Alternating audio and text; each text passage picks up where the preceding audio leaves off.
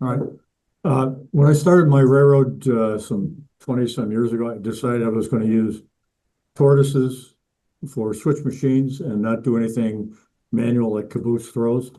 Uh, and I decided to use tortoise switch machines. So, Hey guys, hey guys, hey, yeah, Ernie's got the floor. so tortoise tortoise switch machine. All right. Anybody have used those? You know, there's a warning on the label that says warranty is not valid if the label is damaged or removed. So under penalty of death, uh, I took all these apart because I wanted to power the frogs and on the turnouts themselves. Now this is a more recent Walters turnout. I believe it's DCC friendly. So when you throw the point rails, I think the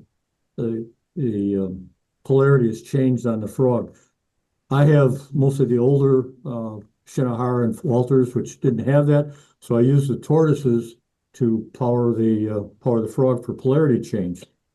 Well, one of the things that I ran into early on was if you didn't align your tortoise exactly properly underneath a hole you had probably drilled in your road bed under the turnout, when the tortoise would throw his throw bar and move the little wire device that threw the turnout, the speed at which this does this uh, and the contacts inside the tortoise did not always coincide with the turnout itself, and you'd get a momentary short. So I had read an article about modifying, this is the circuit board inside a tortoise.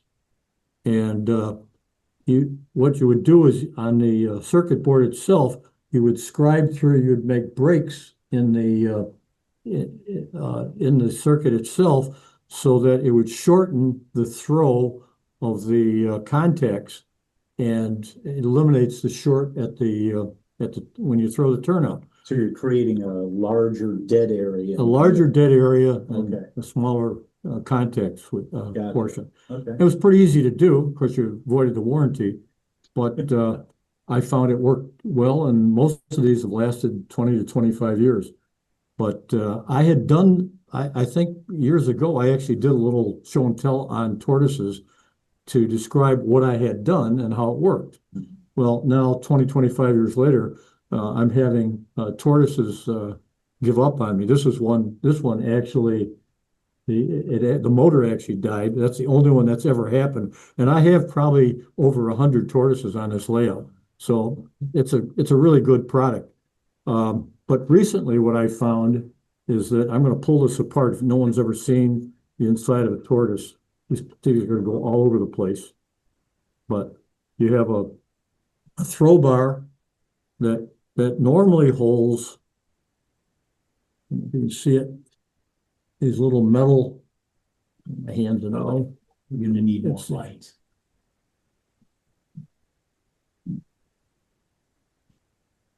Okay. It's just hard to see it Okay. on the Very angle. well. Yeah, All right. it's probably better without it. Anyway, it has these little metal contacts that rub back and forth on the circuit board itself.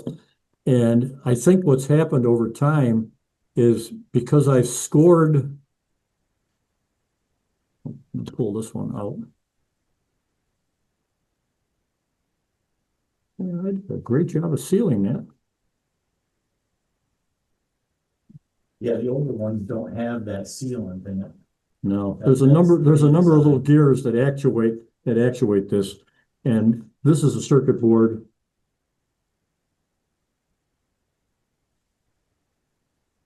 That you can see where I've scribed through the contacts.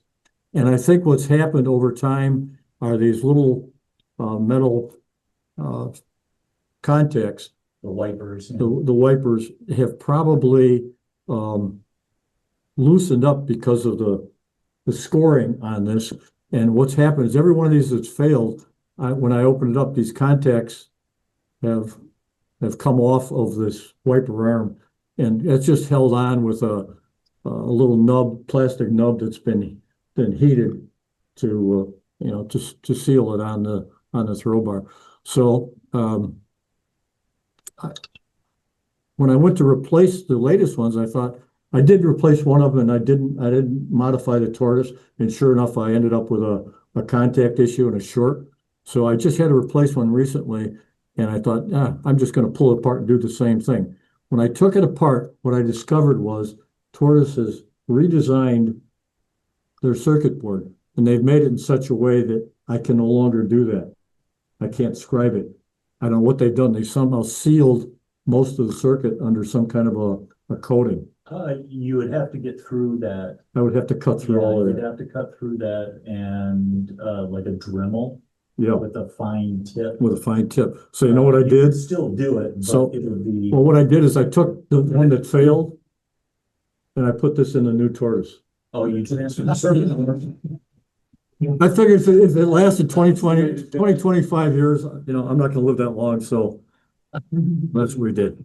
Yeah, that's just a sealer that they put over the circuit board Right. so that the traces don't corrode. Corrode, yeah, So you can still do it. It's just- It's a little bit more work. right. And you'd have to be a lot more careful if you're using a Dremel. I Yeah, mean, it's pretty fine. It was a lot easier to do with a dental pick.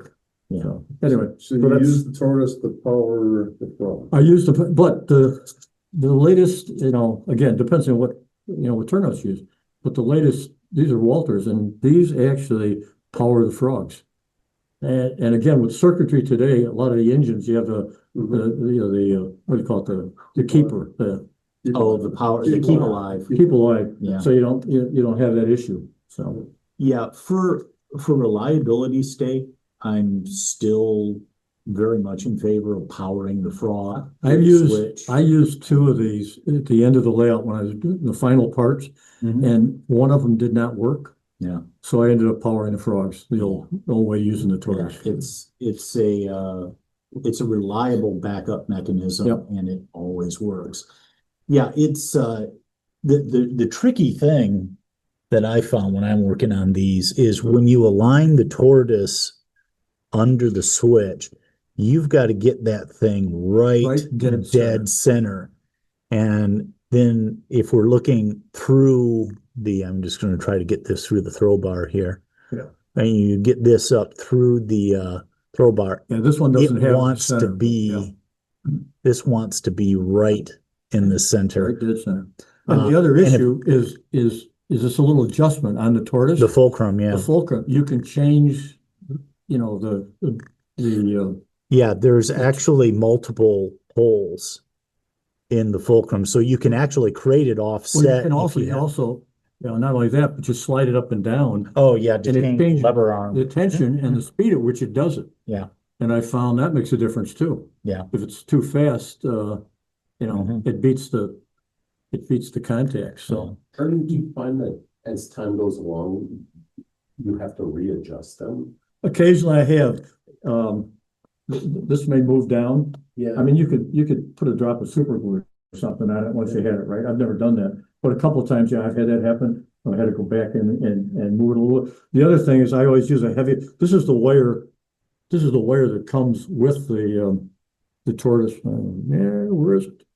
Yeah, there you go. Yeah, there you go. I don't know what gauge, I can't remember what size wire it is, but I always use a heavier wire. I have to drill this out just because Yeah, sometimes it's too flexible. Or if you want a longer throw, you need a heavier wire, right? Yeah.